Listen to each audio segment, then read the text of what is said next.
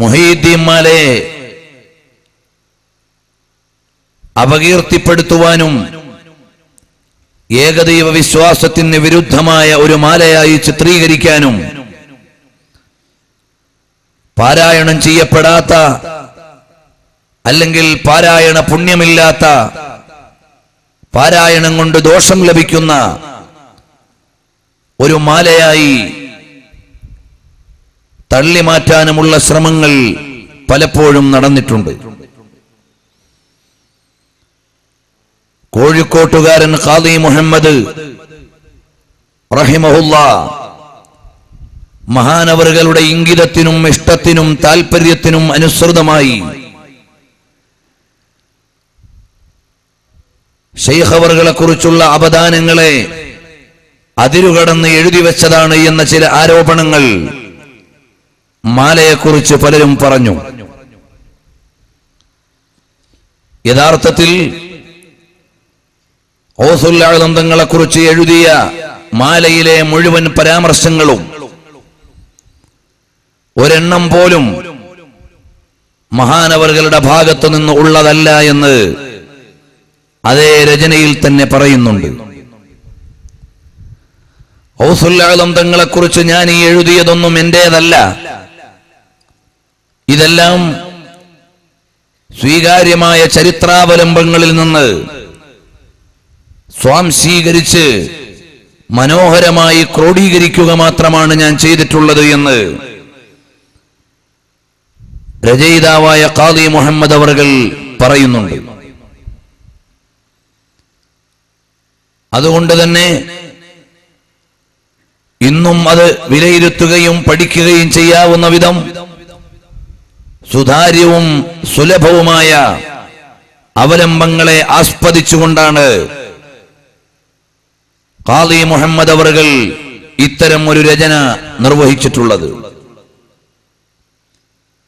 മാലയിൽ തന്നെ വ്യക്തമായി അത് പറയുന്നുണ്ട്. അവർ ചൊന്നേ ബൈതീന്നും ബഹ്ജാ കിതാബീന്നും അങ്ങീനെ തക്മീല തന്നിന്നും ചൊന്നോവർ. ഞാൻ ഈ മാലയിൽ ഗൗസുൽ ആലം തങ്ങളെ കുറിച്ച് പറഞ്ഞത് മുഴുവനും മഹാനവറുകൾ ചൊല്ലിത്തന്ന ബൈത്തുകളിൽ നിന്ന് സ്വീകരിച്ച വിഷയങ്ങളാണ്. രണ്ടാമത് ബഹജത്തുൽ അസ്റാർ എന്ന ഇമാം ശതുനൂഫിയുടെ ഗ്രന്ഥത്തിൽ നിന്നാണ്. മഹാനവറുകളാണെങ്കിലോ ഹദീസ് പഠന മേഖലയിൽ നിവേദന രംഗത്ത് സ്വീകാര്യനായ പണ്ഡിതനാണെന്ന് ഇബ്നു ഹജർ അൽ അസ്ഖലാനി റഹിമഹുല്ലാഹ് അദ്ദുററുൽ കാമിനയിൽ പഠിപ്പിച്ചു തന്ന അല്ലെങ്കിൽ വ്യക്തിത്വം വെളിവാക്കി തന്ന മഹാനാണ് ഇമാം ശതുനൂഫി. അപ്പോൾ എന്റെ മാലയിലുള്ള ഓരോ പരാമർശങ്ങളും ഒന്നുകിൽ മഹാനവറുകളുടെ ബൈത്തിൽ നിന്ന് കിട്ടിയതാണ്, അല്ലെങ്കിൽ ബഹജത്തുൽ അസ്റാറിൽ നിന്ന് കിട്ടിയതാണ്, അല്ലെങ്കിൽ തക്മില എന്ന മുരീദുമാർക്കുള്ള ഗൗസുൽ ആലം തങ്ങളുടെ ഉപദേശ സംക്ഷിപ്തത്തിൽ നിന്ന് ലഭിച്ചതാണ്. അല്ലാതെ എന്റേതായി ഒന്നും ഇതിലില്ല. കോർവ ഇതൊക്കെയും നോക്കിയെടുത്തോവർ ഇതെല്ലാം കൃത്യമായി നോക്കിയെടുത്ത് ക്രമീകരിച്ചു എന്നതല്ലാതെ എന്റെ ഭാഗത്തു നിന്ന് ഒരു കടത്തലും ഇതിൽ ഉണ്ടായിട്ടില്ല എന്ന് മഹാനായ ഖാദി മുഹമ്മദ് അവറുകൾ വിശദീകരിക്കുന്നുണ്ട്. ഇത്രയും പ്രമാണഭദ്രമായ മുഹീദ്ദീൻ മാലയിൽ പറഞ്ഞിട്ടുള്ള ഓരോ വരികളും ഓരോ പരാമർശങ്ങളും കാലികമായി വായിക്കുകയും അവസരോചിതമായ ചില പരാമർശങ്ങളെ സൂചിപ്പിക്കുകയും മാത്രമാണ് ഞാൻ ഇന്ന് ലക്ഷ്യം വെക്കുന്നത്. അല്ലാതെ മഹാനവറുകളുടെ ചരിത്രം പറഞ്ഞാൽ എവിടെയും എത്തില്ല. അവിടുത്തെ ജീവചരിത്രത്തിന്റെ അപഗ്രഥനങ്ങൾ എവിടേക്കും എത്തിക്കാൻ കഴിയില്ല. മഹാനവറുകൾ ലോകത്തിനു നൽകിയ സന്ദേശം വായിക്കുകയും ഇന്നത്തെ സമൂഹത്തിന്റെ ചലനങ്ങൾക്കനുസൃതമായി ഒരു താരതമ്യ പഠനത്തിന് വിധേയമാക്കുകയുമാണ് ആവശ്യമുള്ളത്. പ്രിയമുള്ള സഹോദരങ്ങളെ, മഹാനായ ഗൗസുൽ ആലം മുഹീദ്ദീൻ അബ്ദുൽ ഖാദിർ ജീലാനി തങ്ങൾ മറ്റ് നിരവധി മഹാന്മാരെ പോലെ ജനിച്ചു വീഴുമ്പോഴേ ശുഭസൂചന നൽകിക്കൊണ്ട് ഉദയം ചെയ്ത മഹാനാണ്. അങ്ങനെയാണ് മഹത്തുക്കൾ. അവർ ജനിച്ചു വീഴുമ്പോഴേ സൂചന നൽകിയ ചില ആളുകൾ ഉണ്ട്. നേരത്തെ തന്നെ മുന്നറിയിപ്പ് നൽകപ്പെട്ടവരും ഉണ്ട്. ഗൗസുൽ ആലം തങ്ങളുടെ മാതാവിനോട് ആ കാലഘട്ടത്തിലെ മഹത്തുക്കൾ പലരും പറഞ്ഞിരുന്നു, നിങ്ങൾ പ്രസവിക്കുന്ന കുഞ്ഞ് ലോകത്ത് ആത്മീയത വളർത്തുവാനുള്ള ഒരു നേതാവാണ്. ഒരു നേതാവിനെയാണ് നിങ്ങൾ ലോകത്തിന് സമ്മാനിക്കാൻ പോകുന്നത് എന്ന് ജന്മത്തിന് മുമ്പേ പലരും മാതാവിനോട് മുന്നറിയിപ്പ് നൽകി. ഇതുപോലെ ശുഭസൂചനകൾ പലതും ലഭിച്ച മഹാൻ ജനിച്ചു വീഴുമ്പോൾ തന്നെ ലോകം ശ്രദ്ധിക്കുകയാണ്. കാരണം അമ്മഞ്ഞെയ്യുമ്പുന്ന കാലത്ത് റമദാൻ പകലുകളിൽ ഈ മോൻ മാതാവിന്റെ മുല സ്വീകരിക്കുന്നില്ല, മാതാവിൽ നിന്ന് പാല് കുടിക്കുന്നില്ല. അപ്പോഴേ ജനങ്ങൾക്കെല്ലാം വ്യത്യസ്തത ബോധ്യമായി. ഇങ്ങനെയുള്ള മഹാനവറുകൾ അവിടുത്തെ ജനനം മുതൽ, ബാല്യം മുതൽ, കൗമാരം മുതൽ, യൗവനം മുതൽ, സേവന വഴികൾ മുതൽ എല്ലാം കൃത്യമായി ഗഹനമായി പഠന വിധേയമാക്കേണ്ടതാണ്. അള്ളാഹുവിന്റെ തൗഫീഖ് കൊണ്ട് 6 മണിക്കൂറോളം മഹാനവറുകളെ കുറിച്ച് മാത്രം പ്രസംഗിച്ച സീഡികൾ ഉണ്ട്. ഇപ്പോൾ ഞാൻ വിശദാംശങ്ങളിലേക്ക് കടക്കുന്നില്ല. മഹാനായ ഗൗസുൽ ആലം മുഹീദ്ദീൻ അബ്ദുൽ ഖാദിർ ജീലാനി തങ്ങൾ ആനുകാലിക സമൂഹത്തിന് നൽകുന്ന സന്ദേശങ്ങൾ, അതിനെയാണ് അറിയേണ്ടത്. ലോകത്ത് മുഴുവനും ഇസ്ലാമിക പ്രബോധന രംഗത്ത് ഏറ്റവും കൂടുതൽ സ്വാധീനം ചെലുത്തിയത് ആരാണ്? മഹാന്മാരായ ഔലിയാക്കളാണ്. ചില ആളുകൾ മനസ്സിലാക്കി, ഞങ്ങളുടെ പരിഭാഷ കൊണ്ട്, ഞങ്ങളുടെ സമ്മേളനം കൊണ്ട്, ഞങ്ങളുടെ വ്യവസ്ഥാപിതമായ പ്രവർത്തനങ്ങൾ കൊണ്ട്, ഞങ്ങളുടെ സിസ്റ്റമാറ്റിക് കോൺഫറൻസുകൾ കൊണ്ട് ആണ് ലോകത്തൊക്കെ ഇസ്ലാം പ്രചരിച്ചത് എന്ന്. അല്ല, ലോകവ്യാപകമായി നോക്കിയാൽ ഇസ്ലാമിന്റെ പ്രചാരണം മഹാന്മാരായ ഔലിയാക്കളുടെ സ്വാധീനമാണ്. നിങ്ങൾ നോക്കൂ, ഇന്ത്യ മഹാരാജ്യത്ത് കേരളം ഒന്ന് മാറ്റി നിർത്തിയാൽ കേരളത്തിലേക്ക് Malik bin Dinar, Malik bin Habib റളിയല്ലാഹു അൻഹും മഹാനവറുകളിലൂടെയാണ്, മഹാന്മാരുടെ സംഘത്തിലൂടെയാണ് ഇസ്ലാം എത്തിച്ചേരുന്നത്.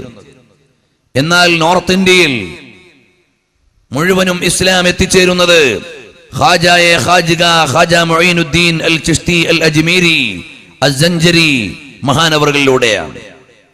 മഹാനവറുകളുടെ ചിശ്തി മാർഗത്തിലൂടെയാണ് ഉത്തരേന്ത്യയിൽ മുഴുവനും ഇസ്ലാം വ്യാപകമാകുന്നത്.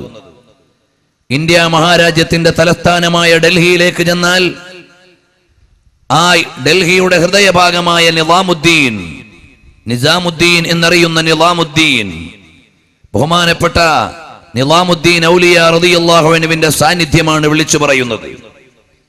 ഇന്നും നിസാമുദ്ദീൻ ഔലിയ ദർഗയിലേക്ക് ആയിരങ്ങൾ, പതിനായിരങ്ങൾ വന്നു ചേർന്നുകൊണ്ടിരിക്കുകയാണ്.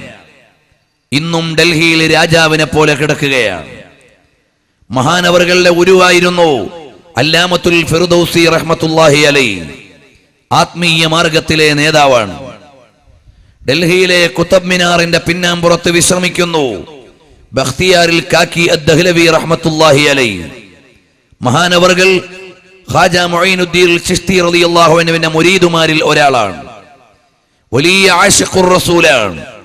ഇമാം ഷാവലിയുല്ലാഹി ദഹ്ലവി അഖ്ബാറുൽ അഖ്യാർ എന്ന ഗ്രന്ഥത്തിൽ മഹാനവറുകളെ കുറിച്ചുള്ള നിരവധി പരാമർശങ്ങൾ വളരെ വ്യാപകമായി നടത്തുന്നുണ്ട്. അവിടുത്തെ ബാല്യകാലം, അവിടുത്തെ സ്നേഹലോകം, അവിടുത്തെ ഇടപെടലുകൾ മഹാനായ ബഖ്തിയാറുൽ കാക്കി ദഹ്ലവി റളിയല്ലാഹു അൻഹു ഗുരുവര്യരായ ഖാജ മുഈനുദ്ദീൻ തങ്ങളിലേക്ക് ചെന്നു ഇടയിൽ വെച്ച്. അപ്പോഴേക്ക് കൂടെ ആളുകൾ ഡൽഹി മുഴുവനും അജ്മീറിലേക്ക് പോയി എന്നാണ്. ഡൽഹി മുഴുവനും അജ്മീറിലേക്ക് ചെന്നിട്ട് പറഞ്ഞു, ഖാജ, ഞങ്ങൾക്ക് ഈ മഹാനവറുകളെ തിരിച്ചു തരാതെ ഞങ്ങൾ പോകില്ല.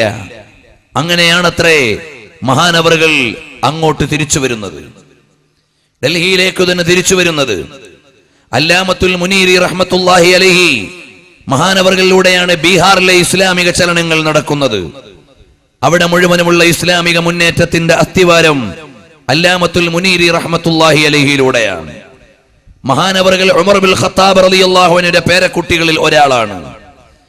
നിങ്ങൾ ബാംഗ്ലൂരിലേക്ക് പോയിട്ടില്ലേ? തവക്കൽ മസ്താൻ ദർഗ ഒഴിവാക്കിയിട്ട് ബാംഗ്ലൂരിനെ പറയാൻ കഴിയില്ല. മൈസൂരിലേക്ക് പോയിട്ടില്ലേ? നിരവധി ഔലിയാക്കൾക്ക് പുറമെ കാലം കണ്ട ആത്മീയ ഗുരുക്കളിൽ ഒരാളായ ടിപ്പു സുൽത്താനെ മറന്നുകൊണ്ട് പറയാൻ കഴിയില്ല. അദ്ദേഹം ആത്മീയ മാർഗത്തിൽ ഉണ്ടായിരുന്നു എന്ന് ചരിത്രം നമ്മോട് പറയുകയാണ്. അതുപോലെ ബദായൂനിൽ ചെന്ന് നോക്കിയാൽ അവിടെ മുഴുവനും ഔലിയാക്കളുടെ മദീനത്തുൽ ഔലിയ എന്നാണ് അറിയപ്പെടുന്നത്. അതുപോലെ തന്നെ അംറോഹ എന്ന് പറയുന്ന ഡൽഹിയുടെയും ലക്നോയുടെയും ഇടയിലുള്ള സ്ഥലത്തേക്ക് ചെന്നാൽ ഇബ്നു ബത്തൂത്തയുടെ റിഹലയിൽ പരാമർശിക്കപ്പെട്ട നിരവധി ഔലിയാക്കളെ കാണാം. ഇങ്ങോട്ട് വന്നാൽ, തമിഴ്നാട്ടിലേക്ക് വന്നാൽ എത്ര ഔലിയാക്കളാണ്, വലിയ പണ്ഡിതന്മാരാണ്. ലത്തീഫിയയുടെ സ്ഥാപകനായ ബഹുമാനപ്പെട്ട അല ഹസ്രത്ത്, അല്ലെങ്കിൽ അവിടുത്തെ വലിയ നേതാവായിരുന്ന മഹാൻ, ആ കാലഘട്ടത്തിലെ വലിയ പണ്ഡിതനും അതോടൊപ്പം തന്നെ ആഗോള ഭരണാധികാരികളെ, ബ്രിട്ടീഷ് രാജ്ഞിയവരെ ഇസ്ലാമിലേക്ക് ക്ഷണിച്ചുകൊണ്ട് ലെറ്റർ എഴുതി ദഅവത്ത് നടത്തിയ മഹാനായിരുന്നു ബാനി ലത്തീഫിയ, ബാനി ഹസ്രത്ത് റഹ്മത്തുള്ളാഹി അലൈഹി. ഇതുപോലെ ഓരോ നാട്ടിലേക്കും പോയാൽ, നിങ്ങൾ പോയി നോക്കൂ സിംഗപ്പൂരിൽ, അവിടെ ഒരുപാട് പരിഷ്കാരങ്ങളുള്ള നാടാണ്. അതിന്റെ നടുവിൽ ജിഫ്രി സാദാത്തുക്കളുടെ മഖബറ കാണാം. കോഴിക്കോട് ജിഫ്രി തങ്ങന്മാരുമായി ബന്ധമുള്ളവരാണ്.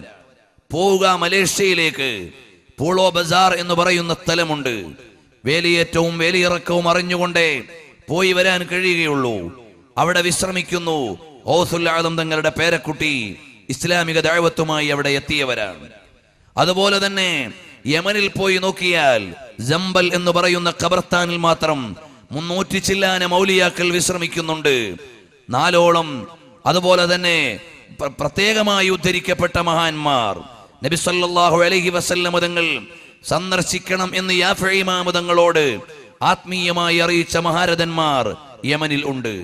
അവിടെയാണ് ഖുതുബുദ് ദഅവത്തി വൽ ഇർഷാദ് അബ്ദുല്ലാഹി ഇബ്നു അലവി അൽ ഹദ്ദാദ് റളിയല്ലാഹു അൻഹുവിന്റെ ഖബർ.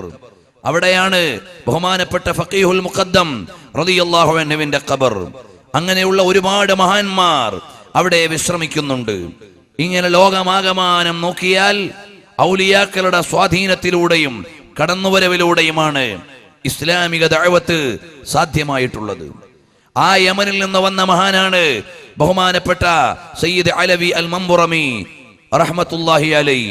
മഹാനവറുകളുടെ സാന്നിധ്യമുള്ള നാടാണ് ഈ നാട്. ഇങ്ങനെ ലോകം മുഴുവനും നോക്കിയാൽ ഇസ്ലാമിക പ്രബോധനത്തിൽ വ്യവസ്ഥാപിതമായ ടെക്നോ സംവിധാനങ്ങളല്ല, മോഡേൺ ടെക്നോളജി അല്ല, കേവല പുസ്തകങ്ങളല്ല, കേവലം രചനകളല്ല, വിദ്യാഭ്യാസ സ്ഥാപനങ്ങളല്ല, അതിനേക്കാളെല്ലാം വലുതായി ഇസ്ലാമിക പ്രചാരണം നടത്തിയത് ആത്മീയ മാർഗത്തിലെ മശായിഖുമാർ, മഹാന്മാരാണ്. നിങ്ങൾ പോയി നോക്കൂ സർഹിന്ദിലേക്ക്.